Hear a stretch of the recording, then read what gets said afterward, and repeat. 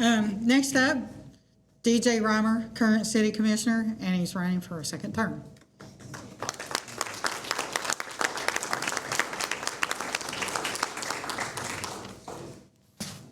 Well, I want to thank everybody for coming out tonight. I want to thank the other candidates for being here and for the opportunity to stand and speak. I may have to move this mic a little bit because it's getting me a little bit. So I want to say the last 16 months have been a privilege and an honor of a lifetime for me. Being an individual who was born and raised in a family that has a history in public service. My dad's been a sanitation worker since 1985 for this city. He focuses every day on providing the best customer service to the people that he serves. I started at the city of Ashland in, I think it was May 15th actually, of 2016. I started in the Parks and Recreation Department as a seasonal weed eater person. That's what they called me. They said, you're a weed eater guy, you're a young guy, you're gonna weed eat. I worked my way up from there to a full-time position in the Parks Department, then transferred over in a temporary role in the Ashland Police Department as a public records and records clerk, then transferred there and promoted to programs and grants specialist in the city of Ashland, one of my last roles before I ran for city commission. The last 16 months have been really important for your city. The last 16 months, when we took office, we focused on opening up public meetings, opening up the city building. We focused on cost savings while also providing top-tier and essential services to the citizens of Ashland and the folks that call this place home and do their work and their business in our city. We've invested heavily in public infrastructure. We started the $100 million wastewater treatment plant improvement project. We have a $30+ million convention center project going on, as well as the operations of the Paramount Arts Center. We have $14 million right now in ARPA projects. Those projects are water and wastewater collections, from water line replacement, rehab of water tanks throughout our system, as well as relining sewer lines throughout our community. We have $1 million+ that we've already invested in paving and sidewalks to make our streets safer, cleaner, and more accessible for folks. We've also increased the amount of investment in our new fire hydrants throughout our community. I see a former member of the Catlettsburg City Council here, Ms. Sheila Lambert. One of these projects is in Catlettsburg to bring much needed hydrants to a part of the community that's needed them for a long time. Many people don't know this, but Ashland actually owns the Catlettsburg water system. So we're responsible for maintaining high and efficient water services for their community. We've continued to invest in public safety with nearly $1 million for a new fire truck to serve in Station 2. We bought a new cascade system so our firefighters can actually fill up their air bottles and their air tanks while they're on scene, and they don't just have to wait until somebody can maybe get back down to Central Station and fill them up. They can actually do this on scene. We purchased new AEDs to go in our police cars, in our fire trucks, and some of our other city vehicles. And we did this with federal opioid funding money. We purchased a new ATV for our fire department so they can get to places in our community where there are medical emergencies, in inclement weather, on rough terrain in different parts of our community. We've purchased new police cars for our police department. We've hired new police officers. We are continuing to invest each and every day in public safety.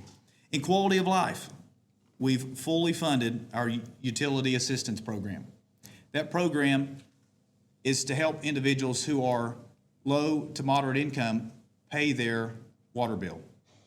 We just heard of a story of recently where two individuals lived in a home and something terrible happened at their home, but they didn't have water utilities, and they met the criteria. So we fully funded that program. We've also expanded the Ashland bus system bus routes. We have now 5 fully expanded routes. We've also created a bus app. So if you want to ride our Ashland City buses and you don't know where the buses are at or what route they're on, you can download this app and it can tell you to the moment. This bus is at Jolly Pirate Donuts picking up somebody, and there's 10 seats available. So that makes that more accessible to folks in our community. We've completed renovation of the Dawson Pool. Not many people know this, but I believe the pool was it 95 or 96 years old, something like that. It's over 100. Jeff used to work in the pool, so we appreciate your work on that, Jeff.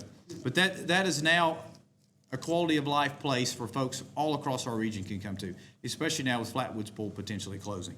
So that's going to be a hot spot this summer.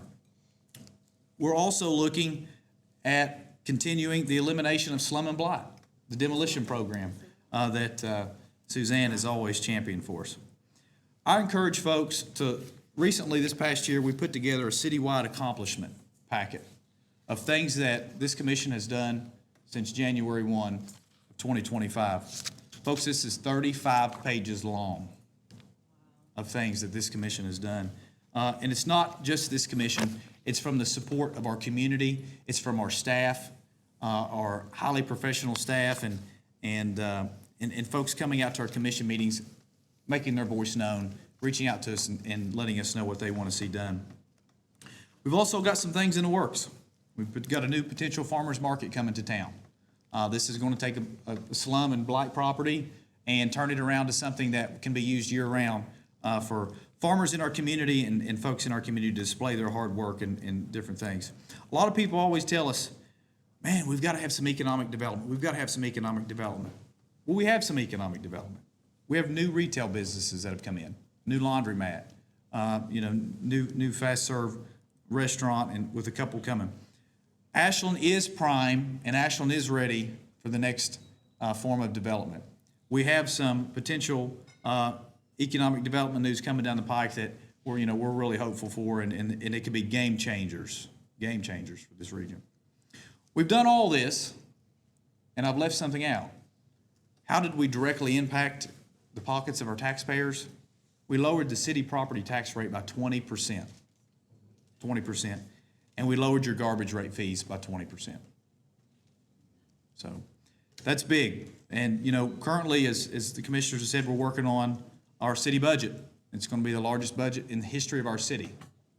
It's going to be bogged down with the wastewater treatment plant, the convention center, potentially a $10 million bond issue for our quality of life through in infrastructure through our water line replacement program, and a new public services building, because our folks right now are working in a 100-year-old building. The roof leaks. When it rains, it floods. It's just an unsafe facility.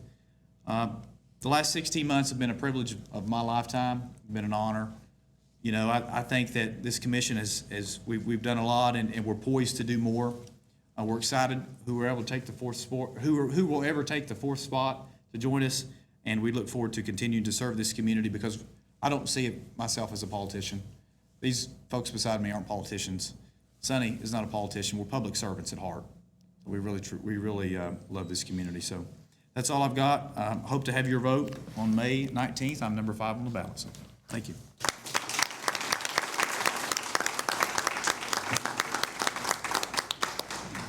Thank you, DJ.